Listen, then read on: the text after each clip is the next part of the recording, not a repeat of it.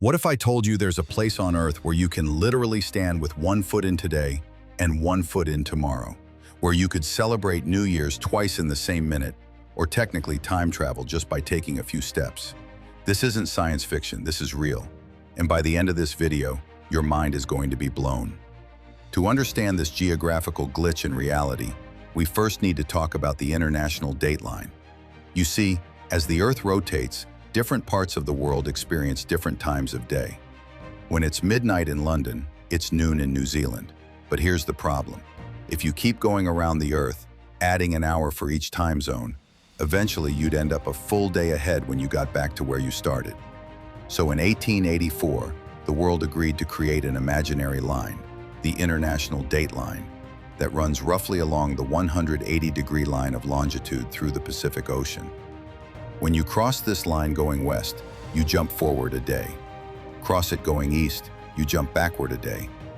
If you look at a map, you might think the International Dateline is perfectly straight. But look closer. It's not. It zigzags all over the place. Why?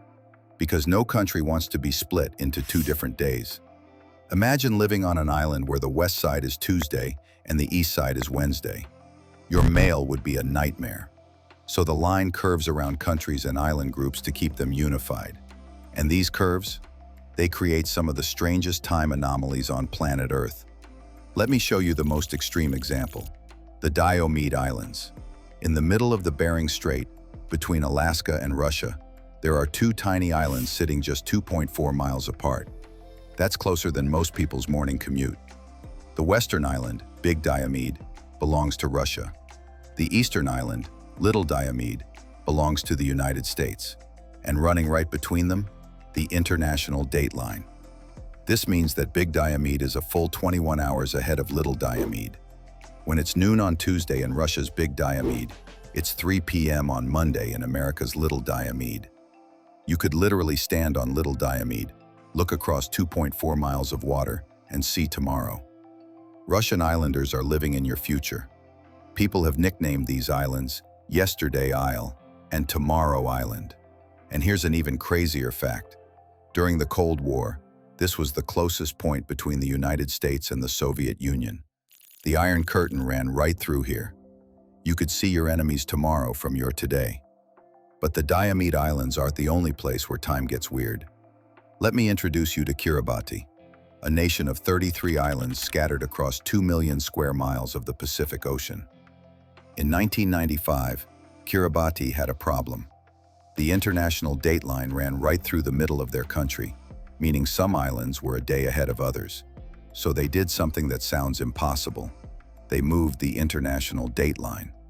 Kiribati successfully lobbied to shift the dateline around their easternmost islands, creating a massive bulge. This made Kiribati the first country to see the sunrise every single day. When the year 2000 arrived, Kiribati was the first nation on Earth to enter the new millennium. And then there's Samoa, which pulled off one of the most mind-bending time stunts in modern history. For over a century, Samoa was on the eastern side of the dateline, the same side as the United States. But most of their trading partners were in Australia and New Zealand, on the western side. This created a massive problem. When it was Friday in Samoa, it was already Saturday in Australia. Samoan businesses were losing entire trading days every single week. So in 2011, Samoa did something unprecedented. They jumped across the dateline. On December 29, 2011, Samoans went to bed. When they woke up, it was December 30th. December 30th, 2011, simply never existed in Samoa. An entire day was erased from their calendar. These dateline anomalies create some truly bizarre situations. Imagine you're born on Big Diomede Island on January 1st. Your twin is born on Little Diomede Island on the exact same moment. Technically, your twin was born on December 31st of the previous year. You're the same age, born at the same instant, but your birth years are different. Or picture this. You're on a boat crossing the dateline at midnight on New Year's Eve. You could celebrate New Year's, sail backward across the line, and celebrate New Year's again. Same night, same you, 2 New Year's celebrations. In Samoa, people who were born on December 30th before 2011 don't have that birthday anymore. That date doesn't exist in their country's history.